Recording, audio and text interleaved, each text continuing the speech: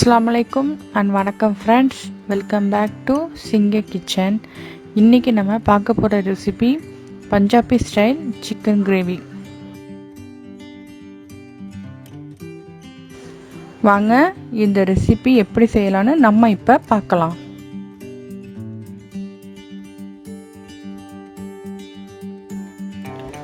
அதுக்கு தேவையான பொருட்கள் என்னென்னு இப்போ நம்ம பார்க்கலாம். Chicken 1 kg, 2 medium size onion slice பண்ணி வச்சுருக்கேன், 6லேருந்து 7 பல் வரைக்கும் பூண்டு, 2 துண்டு இஞ்சி கட் பண்ணி வச்சுருக்கேன். டொமேட்டோ பொரி செய்கிறதுக்காக 2 நல்ல பழுத்த தக்காளி வச்சுருக்கேன், பீட்ரூட் 4 துண்டு வச்சுருக்கேன், தயிர் 1/2 கப், மஞ்சள் தூள் 1 ஸ்பூன், தனியாத்தூள் 2 டேபிள் ஸ்பூன், மிளகாய்த்தூள் 1 டேபிள் ஸ்பூன், 1 பட்டை, 2 கிராம்பு, 2 ஏலக்காய் வச்சுருக்கேன், 1 ஸ்பூன் ஜீரகம், தேவையான அளவு உப்பு, 1 டேபிள் ஸ்பூன் கரம் மசாலா, எண்ணெய், கடைசியாக அதில் சேர்க்கறதுக்காக கசூரி மெத்தி 1 டேபிள் ஸ்பூன் வச்சுருக்கேன். இப்போ அதை எப்படி செய்யலான்னு நம்ம பார்க்கலாம். ஒரு மிக்சிங் பவுலில் நான் சிக்கன் எல்லாத்தையும் அதில் ட்ரான்ஸ்ஃபர் பண்ணிட்டேன். அதில் நம்ம வச்சுருந்த மஞ்சள் தூள், தயிர், அதுக்கப்புறமா அந்த சிக்கனுக்கு தேவையான அளவு உப்பு எல்லாத்தையும் போட்டு அதை நல்லா ஒரு தடவை கையால் நல்லா மிக்ஸ் பண்ணி அதை வச்சுருங்க. அது அப்படியே ஒரு 1/2 hour அதில் மேரினேட் ஆகி இருக்கட்டும்.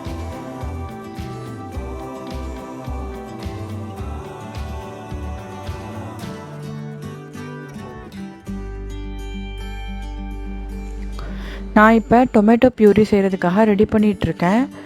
அந்த வீடியோவை நான் இப்போ இதில் ஜாயின் பண்ணலை, ஏன்னா ரொம்ப லென்த் ஆகிடும், அதனால் நான் ஜாயின் பண்ணலை.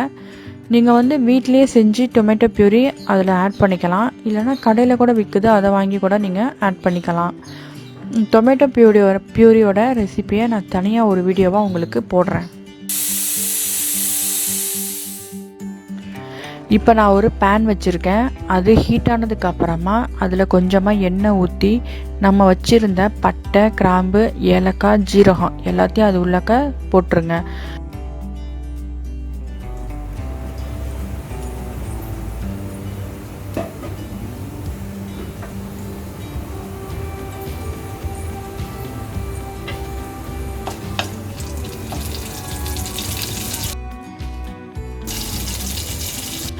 அது வறுபட்டதுக்கு அப்புறமா நம்ம வச்சுருந்த வெங்காயத்தையும் அதில் சேர்த்துருங்க.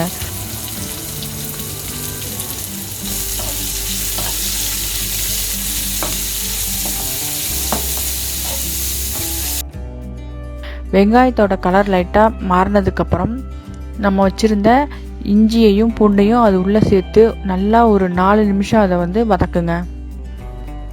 அது நல்லா ஒரு 4 நிமிஷம் வதங்கினதுக்கப்புறமா அதை ஆற வச்சு நல்லா ஒரு ஃபைன் பேஸ்ட்டாக அரைச்சிக்கோங்க. நான் அதை ஃபைன் பேஸ்ட்டாக அரைச்சிட்டேன்.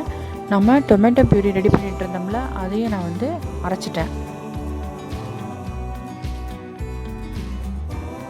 அடுப்பில் ஒரு பேன் வச்சு அது ஹீட் ஆனதுக்கப்புறமா 3 டேபிள் ஸ்பூன் எண்ணெய் ஊற்றிக்குங்க. எண்ணெய் ஹீட் ஆனதுக்கப்புறம் நம்ம அரைச்சி வச்சுருந்த பேஸ்ட்டை அது உள்ளே சேர்த்துட்டு நல்லா அதை வதக்குங்க.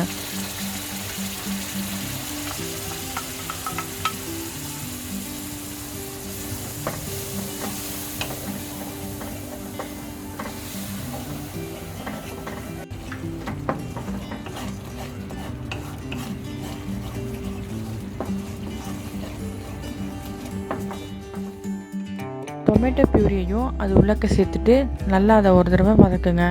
அதோட பச்சை வாசனை எல்லாம் போகிற அளவுக்கு அதை வதக்குங்க. கிரேவி அதிகமாக வேணும்னு நினைக்கிறவங்க டொமேட்டோ பியூரி நீங்கள் 1/2 கப் அளவு வரைக்கும் சேர்த்துக்கலாம். நான் இப்போ ஒரு 2 டேபிள் ஸ்பூன் தான் அதில் சேர்க்குறேன். அதை நல்லா மிக்ஸ் பண்ணிவிட்டு எண்ணெய் பிரிஞ்சு வர வரைக்கும் நல்லா அதை வதக்கிக்கோங்க.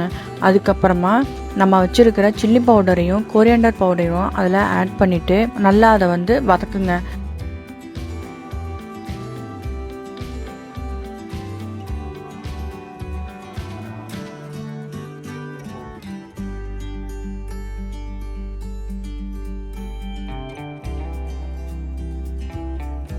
இந்த கிரேவிக்கு தேவையான அளவு உப்பு போட்டுக்குங்க.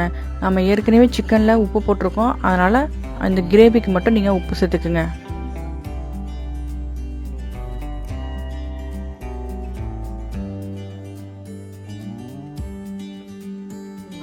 இப்போ நம்ம மேரினேட் பண்ணி வச்சுருந்த சிக்கனையும் அது உள்ளே சேர்த்துட்டு சிக்கன் அந்த மசாலாவோட நல்லா மிங்கிள் ஆகிற மாதிரி எல்லாத்தையும் நல்லா ஒரு தடவை மிக்ஸ் பண்ணி விடுங்க.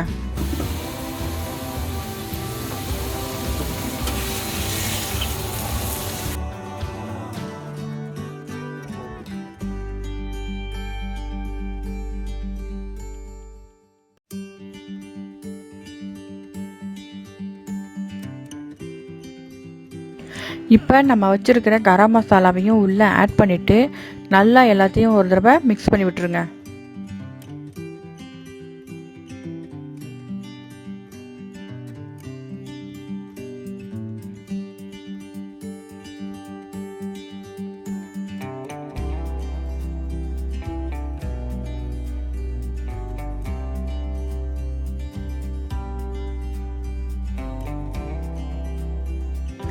இதில் 1/2 கப் மட்டும் தண்ணி ஊற்றிக்குங்க. அதுக்கப்புறமா நல்லா மிக்ஸ் பண்ணிவிட்டு ஒரு லிட்டை வச்சு இதை க்ளோஸ் பண்ணி ஒரு 20 மினிட்ஸ் அப்படியே வச்சுருங்க. அண்ட் ஃப்ளேமை வந்து மீடியம் ஃப்ளேம்லேயே வச்சு குக் பண்ணுங்கள்.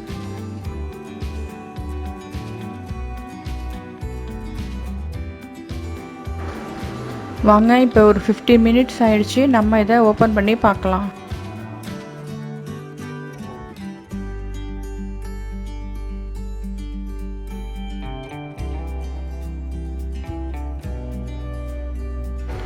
சிக்கன் நல்லா வெந்துருச்சு.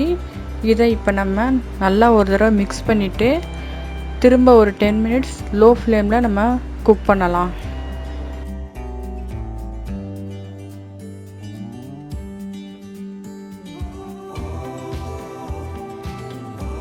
நம்ம இப்போ இதை ஓப்பன் பண்ணி பார்க்கலாம்.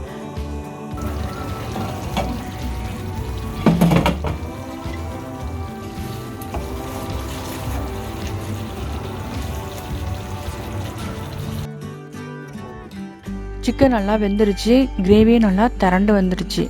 இப்போ நம்ம வச்சுருந்த கசூரி மெத்தியை கையில் வச்சு கசக்கி அது மேலே நல்லா தூவி விட்டுருங்க.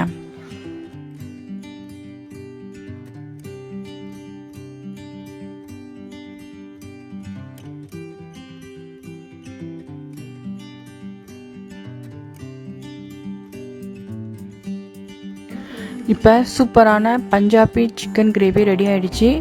இதை நீங்கள் சப்பாத்தி, நான் இது கூட வச்சு சாப்பிட்டிங்கன்னா நல்லாயிருக்கும். நீங்கள் ரைஸ் கூடயும் இதை வச்சு சாப்பிட்லாம், சூப்பராக இருக்கும். இதை எல்லோரும் ட்ரை பண்ணி பாருங்கள். எப்படி இருந்துச்சுன்னு எனக்கு கமெண்டில் சொல்லுங்கள். இந்த வீடியோ உங்களுக்கு பிடிச்சிருந்ததுன்னா லைக் பண்ணுங்கள், ஷேர் பண்ணுங்கள், கமெண்ட் பண்ணுங்கள், சப்ஸ்கிரைப் பண்ணுங்கள். மறக்காமல் பக்கத்தில் இருக்கிற பெல் பட்டனை கிளிக் பண்ணுங்கள். தேங்க்யூ.